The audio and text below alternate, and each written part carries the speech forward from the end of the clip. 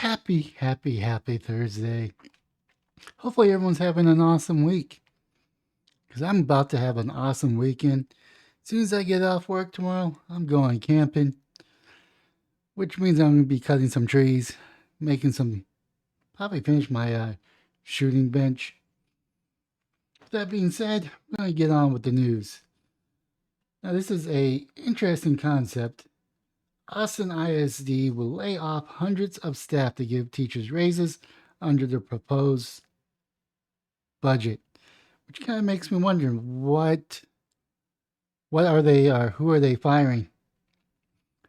Hundreds of jobs will be cut from AISD central office to give teachers raises and cover the district's mammoth recapture payment, also known as Robin Hood. Under the proposed budget for the next school year, the district will be forced to make dramatic cuts, in part because it's receiving much less money from the state, since we're actually, I think Austin gives out the most per capita or per population. School districts get money based on how many students are enrolled.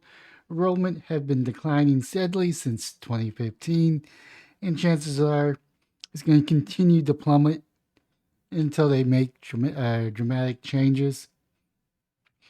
The biggest change in the budget will be reducing our overall expenditure, which have been with staffing, said the AISD Chief Financial Office, Ed Ramos, who was tasked to making cuts of 86% of our budget and people so to make a huge impact in reducing our overall expenditures, we had to address our overall staffing. He said the administration wanted to make these cuts as far as away from the classroom as possible, so it's proposing to lay off 375 people from the central office and non-teaching jobs. You could start with the ones that's downtown. I don't think that building's still there, or if it's still owned by AIC, but there's like a 5 or 6 story building just full of administrative jobs. Those layoffs will go in effect this summer. The district is also proposing not to replace some of the people who have already left. Those cut, Ramos said, will be more money for raises and a priority for the district, which is trying to retain teachers. The proposal would add $1,000 to teachers' base and give them a 2% raise overall. The district is also proposing raising the hourly wage for classified workers, such as custodians and teachers' assistants, to $16 to an hour, and raising bus drivers' pay to $21 an hour.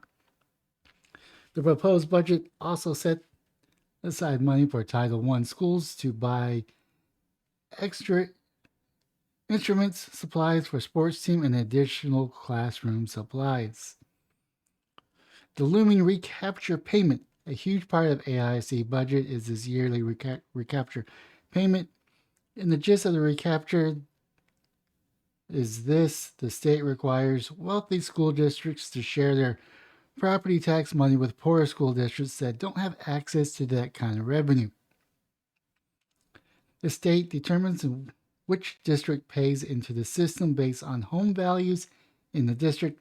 As many Austinites know, home values have been skyrocketing, and as a result, AISD now sends more than half of the property tax raised by the city back to the state.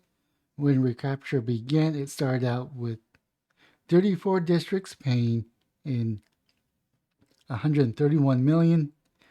Ramos now says, now with the way property values have been rising throughout the state, there's 158 districts that participate in the recapture, paying $3 billion to the state of Texas. ASD pays more into the system than any other districts, way more in the last 4 years. The payments have quadrupled. Ramos said that the district is expected to pay $798 million next year, about the half of the total proposed budget of $1.6 billion. Austin believes in paying our fair share into the recapture system, but under the current system, our fair Our share is not fair. He and the superintendent, Stephanie Elzalda, said that they want to work with other local leaders and state officials to revamp the system. The school board will review proposed budgets this meeting next Thursday. A final budget vote is expected in June. I'm just kind of curious what this one is. Let's see here. Pays hundreds of millions more than any other districts in the recapture program. Austin new study finds that the old decade system, commonly known as Robin Hood's, is meant to be balanced resource among less property wealthy schools. The goal of leaving out per student spending across the district statewide.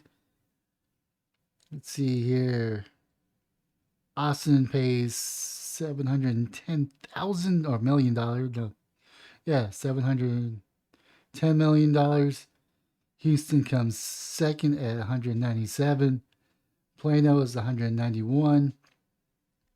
Keep in mind, Dallas is a much bigger city than Austin is. Plano is probably comfortable to Pflugerville, maybe Round Rock. I don't know where Midland is, but that's 154 million. Hyde Park, I think that's around. I want to say that's around Dallas, but I might be wrong. That's 104 million. Earns is 101, and then it kind of goes down. So let's say my property tax about $4,500 was in AISD taxes alone. I think the city was like maybe 12 to 13. And of course, you get the something to do with Medicare or medicine. And of course, you had the local community college. I mean, that was like maybe total $2,000 to $3,000, and over half of it was in school taxes alone.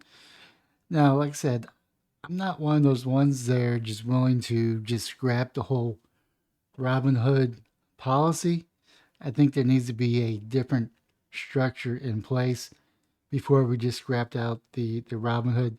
There's got to be another method of how to share the burden, especially in the larger cities like Austin and Houston and Dallas area, where it's not just the property owners flipping the bill, because that's a burden that I cannot no longer afford. Like I'll have a choice to either sell my house or sell the property that I want to move to, and my long term plan will be at a standstill because I cannot afford the property and my house, even though my property is worth less than my house. I don't know. It's going to be something I have to do the numbers for. But the Robin Hood is definitely broken. It's definitely broken here in Austin, and the values of my home is continually going up each year. And it's not like I could just sell my house and go into a less costly house, because that doesn't exist here in Austin. I think my house is like right under 400,000. I won't be able to find a house cheaper than where I'm currently living at. And chances are I'll be going to a house that's worth more for probably a lot less.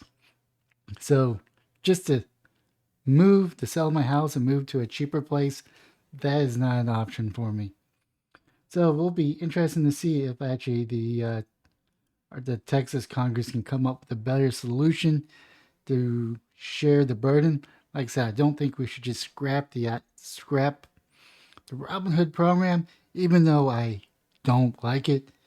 We gotta replace it with something, and not just scrap it. Is where I'm going at. Anyways, leave a comment down below on what your thoughts are. Smash the like and subscribe button on any and all platforms, or just the platform that you're currently watching. But most importantly, have yourself an awesome weekend,